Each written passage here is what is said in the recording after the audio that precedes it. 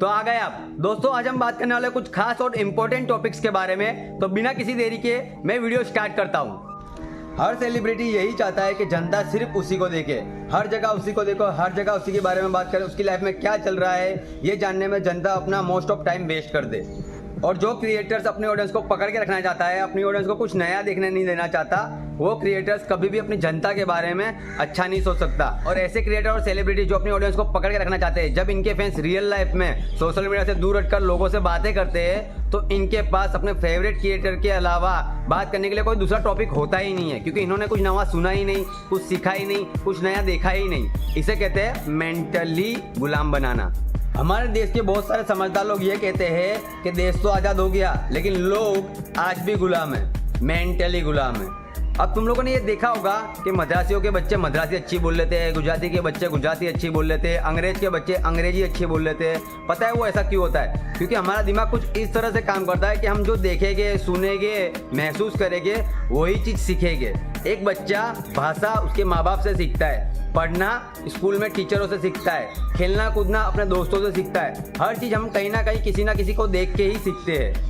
और अगर आपने किसी एक ही क्रिएटर को देखने में अपना मोस्ट ऑफ टाइम वेस्ट कर दिया तो आपने कुछ नया सीखा ही नहीं। बस उस क्रिएटर ने जो बताया, जो सुनाया, जो दिखाया, आपको बस वही अच्छा लगेगा और वही पसंद आने लगेगा, लेकिन आपके पास बात करने के लिए कुछ और टॉपिक्स होंगे ही नहीं और आप उस क्रिएटर के मेंटली गुलाम बन जाओगे। मैं एग्जांपल देके समझाता हूँ। अगर कोई छोटा क्रिएटर बड़े क्रिएटर के खिलाफ एक्सपोज वीडियो निकाल दे या फिर उसकी किसी बात को गलत ठहरा दे तो लोग किससे गलत बोलेंगे? उस छोटे क्रिएटर्स को। लोग किससे प्रूफ मांगेंगे? उस छोटे क्रिएटर्स से। प्रूफ देने के बाद भी लोग क्या कहेंगे पता है? अबे तू उसको फेम के लिए रोस्ट कर रहा है, तू उसको फेम के लिए एक्सपोज कर रहा है, तू उसका नाम बदनाम करना चाहता है ताकि खुद फेमस हो सके। ऐसा लोग बोलते हैं कि नहीं बोलते? आप लोग करते हो कि नहीं करते? इसे ही कहते हैं मेंटली गुलाम होना। क्योंकि आप लोग सही और गलत नहीं देख रहे, आप लोग ये देख रहे हो कि छोटा क्रिएटर कौन है और बड़ा क्रिएटर्स कौन है। और बड़ा क्रिएटर्स की बात पे आपको तुरंत भरोसा हो जाएगा, क्योंकि आप उनको 4-4, 5-5 घंटे देखते हुए आए हो और उनकी बात के अलावा आपने किसी की बात कभी सुनी ही नहीं। और जो क्रिएटर्स अपनी ऑडियंस को पकड़ के रखना चाहते हैं, अपना गुलाम बनाना चाहते हैं, अपने इशारों पे नचाना चाहते हैं, वो क्रिएटर्स ज़्यादातर ट्रेंडिंग टॉपिक्स पे ही अपना कंटेंट बनाएंगे और ट्रेंडिंग टॉपिक्स पे ही अपना ओपिनियन देंगे। और जिस सेलिब्रिटी या क्रिएटर्स का मकसद जनता का यूज़ करके सिर्फ और सिर्फ पैसे कमाना होता है, वो तुम्हें सिर्फ ट्रेंडिंग टॉपिक पे चलते नजर आएंगे। इनका कंटेंट ट्रेंडिंग टॉपिक पे, इनका ओपिनियन ट्रेंडिंग टॉपिक पे, इनकी दया भावना ट्रेंडिंग टॉपिक पे, इनकी देशभक्ति ट्रेंडिंग टॉपिक पे। कुछ समझ आया कि डिटेल में समझाऊं? हमारे देश में रोज हजारों रेप केस आते हैं, रोज हजारों लव जिहाद के केस आते हैं, रोज हजारों लोग भूखे मर रहे हैं, लेकिन ये लोग उनके बारे में कभी बात नहीं करेंगे क्योंकि ये टॉपिक ट्रेंडिंग टॉपिक नहीं है ना। और जैसे ही इनमें से कोई केस वायरल होगा तुरंत अपना ओपिनियन देने आ जाएंगे, चाहे वो बाबा का ढाबा हो, चाहे वो निकिता तोमर हो, चाहे वो आसिफा हो। समझ रहे हो कुछ? और ये लोग भी वायरल टॉपिक्स पे अपना ओपिनियन इसलिए देते हैं ताकि लोगों को ये बता सके कि देखो मैं कितना अच्छा हूँ, मेरे सीने में भी दर्द है, मुझे भी दुख होता है गाइस। क्योंकि ये लोग बस हीरो बनना चाहते, हीरो है नहीं, हीरो होने का दिखावा करते, हीरो है नहीं। ये लोग देशभक्त होने का दिखावा करते, देशभक्त है नहीं। और ये लोग अपना ओपिनियन देते समय पूरा ध्यान रखते हैं कि किसी को बुरा ना लगे उनकी बातों का, क्योंकि इन्हें सबकी नज़रों में अच्छा बनना है। सच नहीं बोलेंगे, बुरा लगे तो लगे, सच बोलो ना यार। वो लोग तुम्हारे घर पे तुमको खाना खिलाने आते हैं क्या? तुम्हारा पेट भरने आते हैं क्या? तुम्हारा घर वो लोग चलाते हैं क्या? तो सच बोलो, किसी को बुरा लगे या ना लगे उससे कोई फर्क नहीं पड़ता। और ये लोग दान करने का तो ऐसा दिखावा करते हैं कि इनके आगे तो दानवीर कर्ण भी चाय कम पानी है। चलो डिटेल में समझाता हूँ। हमारे देश में टाटा ग्रुप से ज़्यादा दान देश के लिए और किसी भी कंपनी ने नहीं दिया, लेकिन फिर भी तुम टाटा ग्रुप्स के किसी भी मेंबर को घमंड करते या फिर उस चीज़ का शो ऑफ करते कभी नहीं देखोगे। इसे ही कहा जाता है राम भरोसे दान। मैंने अपने एरिया में बहुत से ऐसे लोगों को देखा है, तुमने भी अपने एरिया में ऐसे बहुत से लोगों को देखा होगा जो त्योहारों में या फिर चंदा देते समय या फिर किसी को दान देते समय 100 रुपये दे या फिर 1 लाख रुपये दे, वो कभी भी अपना नाम नहीं लिखाएंगे, वो सिर्फ इतना ही कहेंगे कि राम भरोसे लिख दे। क्या तुमने वो वाली कहानी सुनी है जिसमें श्री कृष्ण भगवान 2 सोने के पहाड़ अर्जुन और कर्ण को दान करने के लिए कहते हैं? अगर तुमने वाली स्टोरी नहीं सुनी तो जाकर सुन लेना, क्योंकि हर चीज आसानी से मिलेगी ना तो फिर जिंदगी में कुछ कर नहीं पाओगे। हमारे पुराणों और ग्रंथों में दान के बारे में यही लिखा हुआ है कि दान उसे कहा जाता है जिसके बदले में तुम्हें कुछ भी वापस प्राप्त करने की इच्छा ना हो, चाहे वो तुम्हारी वाह वाह हो या फिर जय जयकार हो। और दान और व्यवसाय में सिर्फ इतना ही फर्क है कि दान के बदले में कुछ प्राप्त करने की इच्छा नहीं होती और व्यवसाय के बदले में कुछ ना कुछ प्राप्त करने की इच्छा होती है। तो फिर चलो अब आते हैं हमारे देश के सेलिब्रिटियों पे।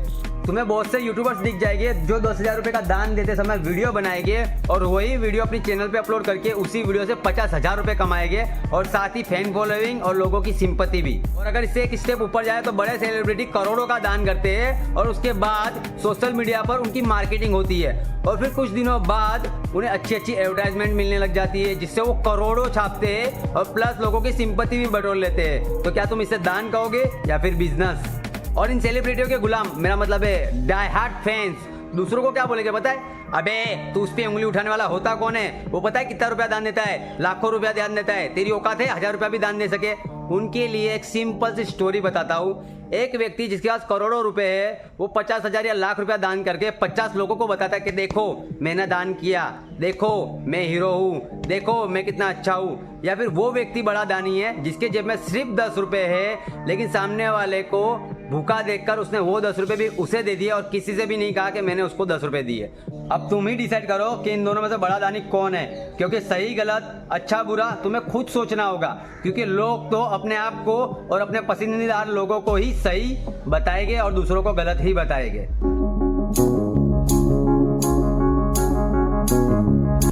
मार्केटिंग के थ्रू सेलिब्रिटी चंद पैसों के लिए अपने ही फैंस को बहुत सी गलत चीजें बेच रहे हैं जिससे उनकी मेंटल हेल्थ और शारीरिक हेल्थ खराब हो रही है।